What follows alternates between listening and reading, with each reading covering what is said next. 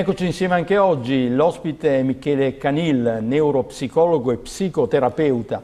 Con lui, insomma, affronteremo in due puntate due aspetti, due malattie, due patologie del nostro tempo. In questa puntata parliamo degli attacchi di panico.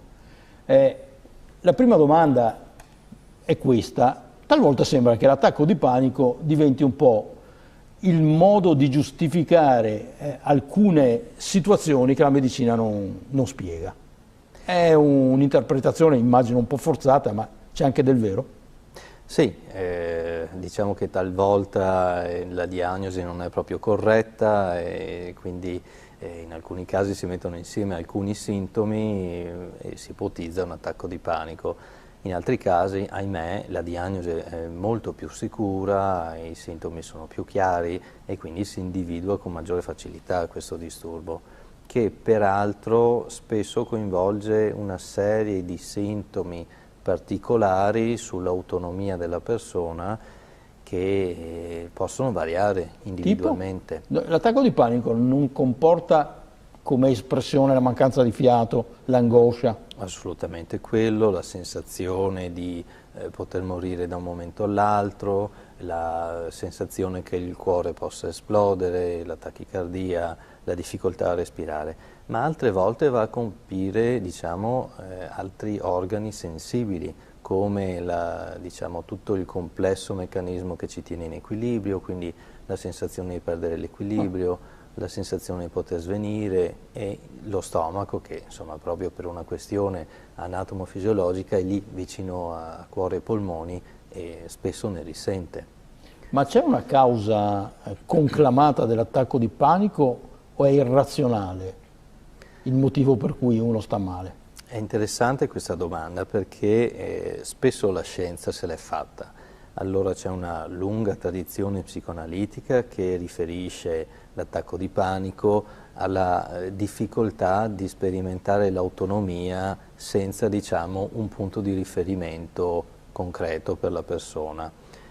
Altri si concentrano di più su aspetti fisiologici, quindi la mancanza, come dire, di tenere un equilibrio della propria ansia e l'eccesso d'ansia porterebbe a questo.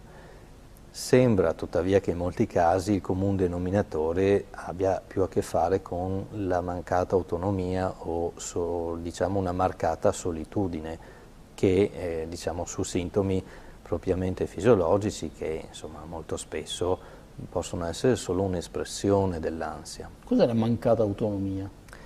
Allora, molti studi hanno messo in evidenza una cosa interessante, cioè tutti coloro che hanno avuto qualche esperienza di abbandono, diciamo, importante, traumatica nell'infanzia, poi nell'età adulta diventano molto probabilmente dei candidati per l'attacco di panico. Quindi il timore sostanzialmente di stare da soli e di affrontare qualcosa di nuovo si esprime con questa angoscia molto intensa che è l'attacco di panico. Ma quindi se di un bambino si riuscisse a identificare una situazione di stress che sta vivendo in quel momento infantile, lo si potrebbe seguire nella crescita in qualche maniera, prevenire la conseguenza di un attacco di panico? Assolutamente sì, perché appunto questi studi hanno consentito di andare a individuare le cause che possono scatenarlo poi nel futuro, quindi intervenendo in modo precoce, preventivo è senz'altro utile, anzi tant'è che autorevoli, diciamo, analisti e non solo hanno studiato questo e hanno dimostrato come sia possibile, cambiando un po' lo stile educativo, la relazione col materno, andare a eliminare già i primi sintomi che a volte nella preadolescenza si fanno presenti. Claustrofobia, agorafobia sono tipi di attacco di panico o non c'entrano nulla? Sono dei sintomi collaterali all'attacco di panico, tant'è che ad esempio nella manualistica si trova attacco di panico con o senza agorafobia. Che sarebbe la paura della gente. Paura della gente, degli spazi troppo aperti, delle folle in generale di tutte le situazioni in cui la persona che prova l'attacco di panico teme di non poter diciamo, avere una via di fuga immediata.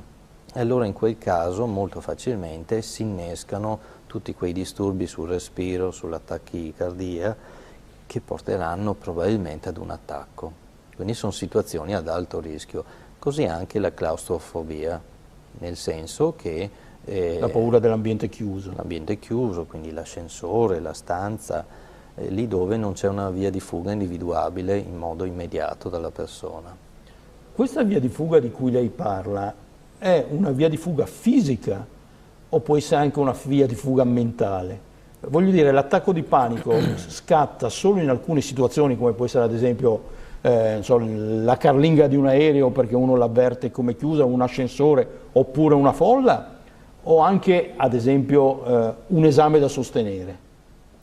Ambedue, nel senso che noi funzioniamo sia sulla percezione di situazioni concrete, quindi l'aereo, lo spazio chiuso, la folla, le situazioni di immobilità, sia dal punto di vista immaginativo, che se da un lato è la grande dote dell'essere umano, creare con la mente, dall'altro può diventare anche il creare situazioni pericolose. Quindi l'esame oppure una relazione con qualcuno che diventa difficile da sostenere, ecco che diventano simbolicamente, quindi sull'aspetto simbolico, delle situazioni chiuse e che quindi allo stesso modo di quelle concrete portano all'attacco di panico. L'attacco di panico può essere controllato? L'attacco di panico può essere controllato in alcuni casi, quindi esistono ad esempio anche dei... Perché uno lo avverte che arriva? Sì, ci sono tutta una serie di fattori che spesso danno delle avvisaglie alla persona.